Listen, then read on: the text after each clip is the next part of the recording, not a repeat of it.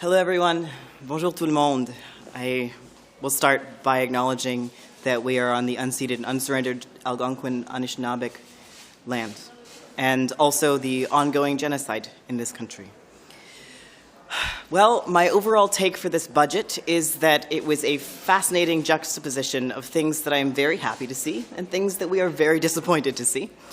And so I'll start with some of the things that we are very happy to see and things that we have been championing for a long time.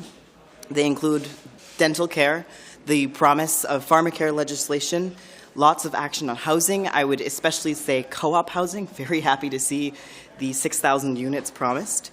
Also, lots of small things going through there that I found really exciting, like a program for menstrual equity that also included mention of trans and non-binary people, and also employee ownership trusts. Overall, though, I felt like for a budget that promises to be transformative, I could not call it such a thing, especially because there seems to be a focus on people having value based on their productivity instead of a focus on well-being, which is what we firmly believe is necessary for any transformative policy and budget. Really, there are some main things that I was looking for that I was disappointed not to see. Et une des choses, c'est une grande lacune en matière de transport en commun. C'est clair que cet budget est une décision, absolument une décision, pour soutenir seulement l'individu avec nos voitures. Et ça manque le soutien pour le transport en commun en plusieurs façons. One thing is that we just don't see real support for rail, something that I think is completely necessary going forward. There's a couple of mentions, but nothing really substantive. The other is at a time where we're seeing less and less bus service, especially to remote communities, something that is completely necessary when you look at the murdered and missing Indigenous women, girls, and Two-Spirit report. This is taking away services, it's an issue of equity, and also a huge deal in terms of climate policy. And that's really, I suppose I'm supposed to talk about it as Green Party leader, what we think about in terms of climate policy.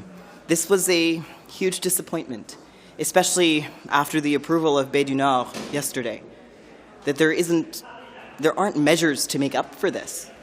And we see instead just really investment in the fossil fuel industry.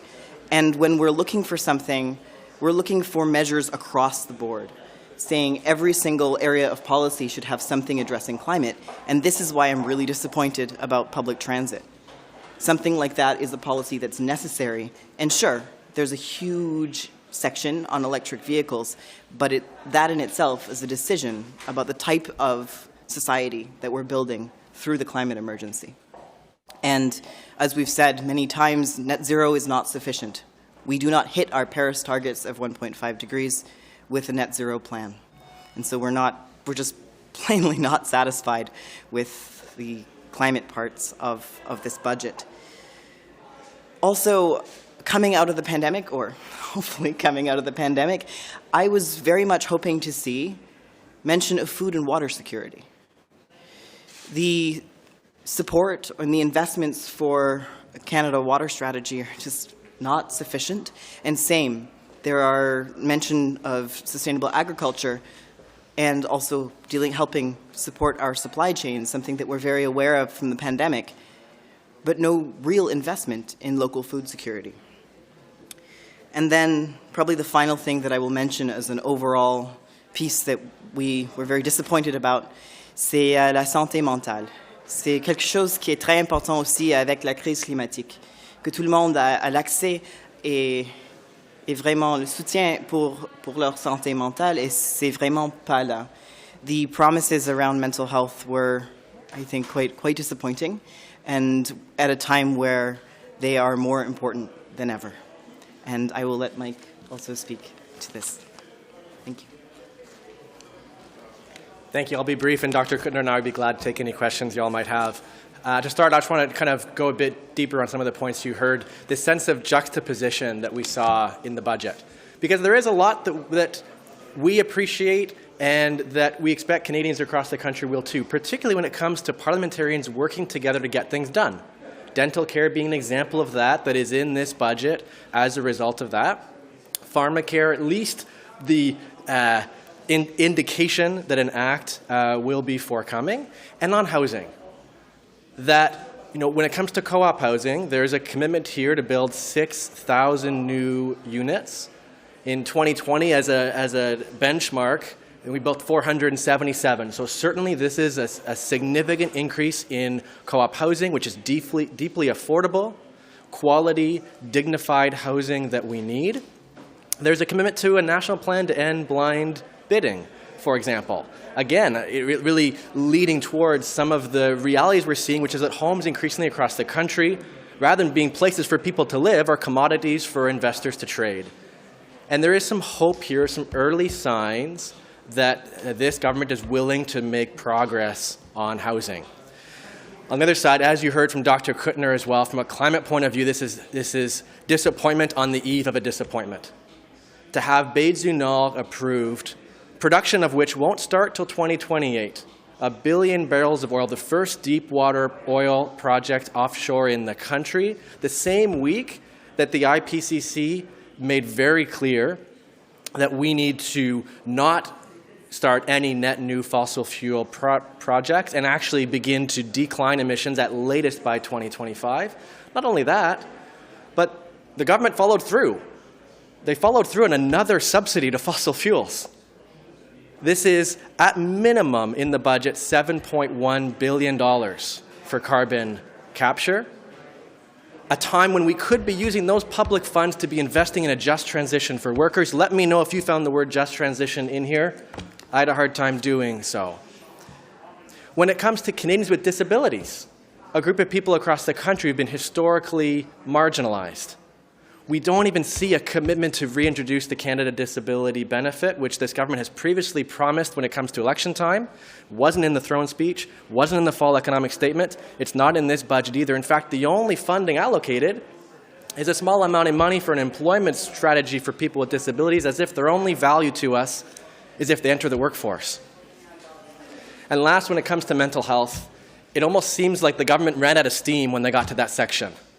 There's a commitment to $140 million to continue with an app. And certainly I think we can all agree that we need to go a whole lot further when it comes to addressing that. The fact is that mental health is health. And while there's talk in here of investing in a Canada mental health transfer, there's no dollars committed to it. And certainly we will continue to be working alongside all parliamentarians who are interested to ensure that we move towards a place where in this country mental health is treated as health.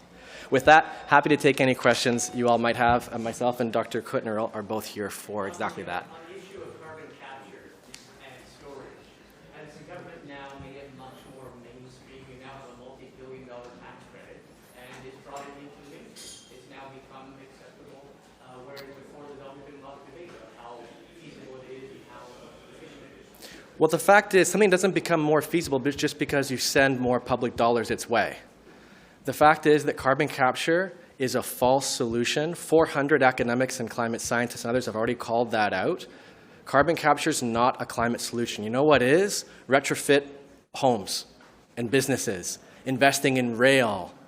There are proven climate solutions that this government could have chosen to offer, whether it's a tax credit, a subsidy, an incentive, and certainly if we want to get closer to holding on to the possibility of a 1.5 degree max temperature rise, those would have been better ways to do it. What about when the government said that the carbon capture and storage tax credit phased out with the years, and they say that's an incentive to get dirty industries to reduce their emissions? Well, actually in the budget, it forecasts us to continue subsidizing carbon capture and storage to 2041.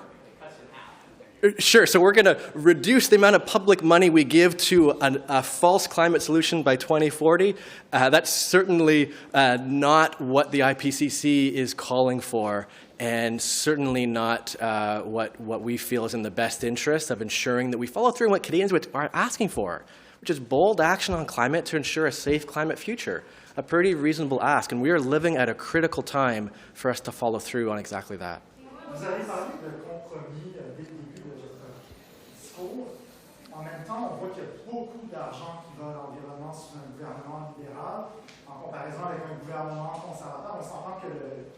parti vert est pas prêt de former le gouvernement. Ouais. Est-ce que ce ne serait pas le temps de donner votre appui et de dire on marque le coup, on signale que ça nous plaît quand même? Il semble que ça vous plaît quand même, ça.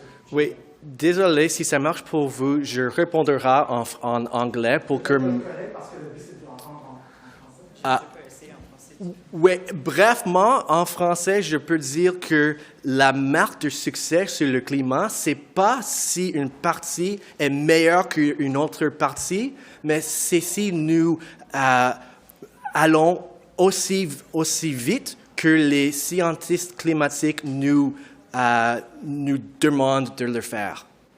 I'll pass to Dr. Kuttner as well. Je vais donner une réponse très similaire. Pour nous, c'est avoir un avenir pour tout le monde. Je regarde le monde entier aussi, et tout le monde déjà avec les crises climatiques. Alors oui, il y a des bonnes choses dans cette budget, mais c'est pas assez pour être nécessaire avec cette crise. Alors chaque fois, on va demander plus en plus.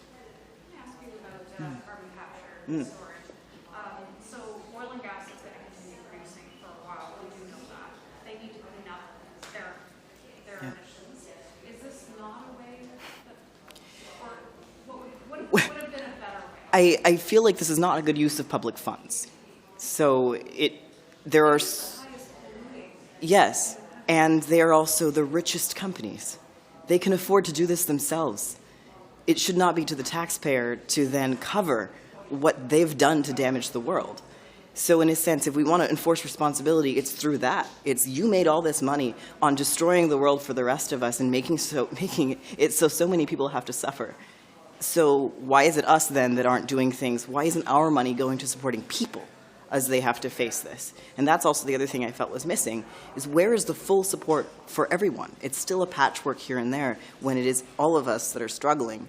And if we are going to be given the responsibility to face the climate crisis, why isn't that money coming to us? Is there another potential solution then, other than a tax credit, for example, for the oil and gas sector, to convince them? I know that many of the big companies have already said we're going net zero by 2050. You got to act before 2050. Yes. So how do you convince them to do that then, other than a tax credit, for example?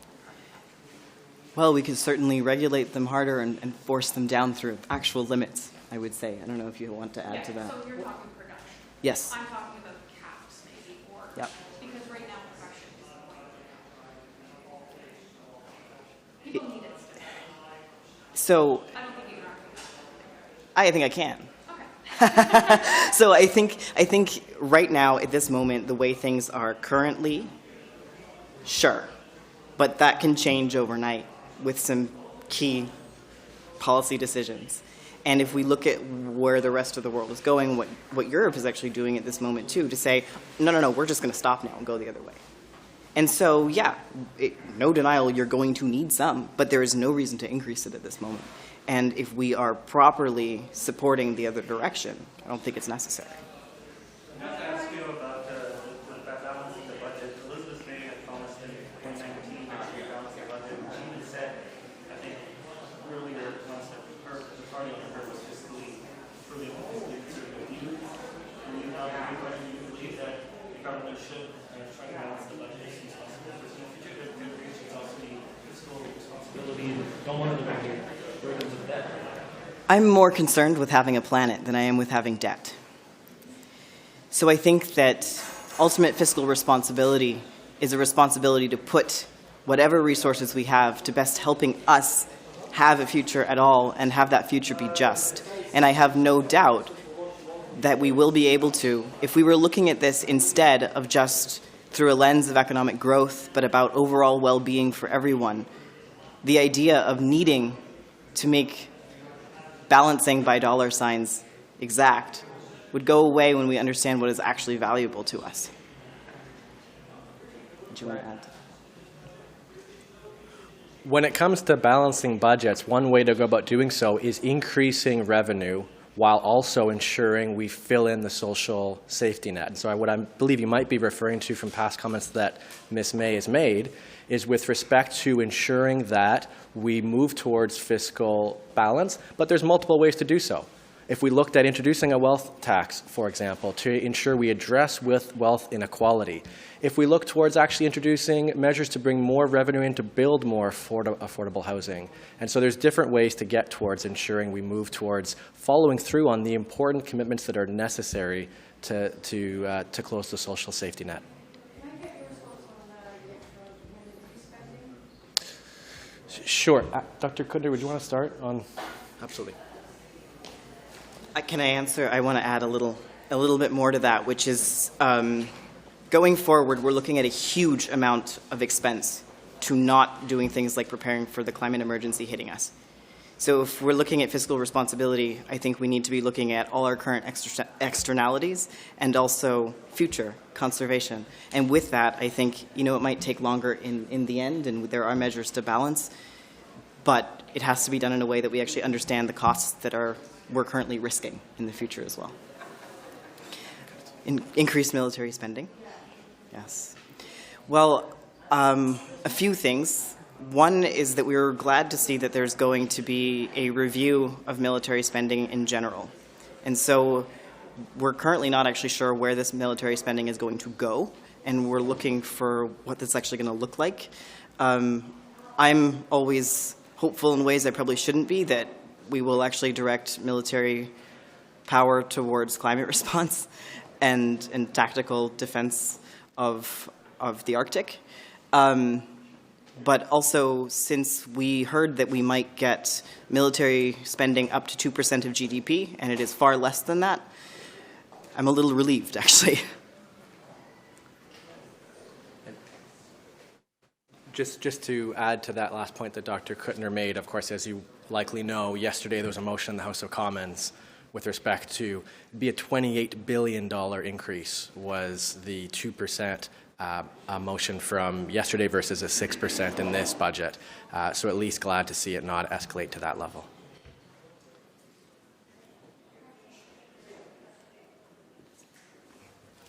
Thank you. Merci. Merci. Thank you.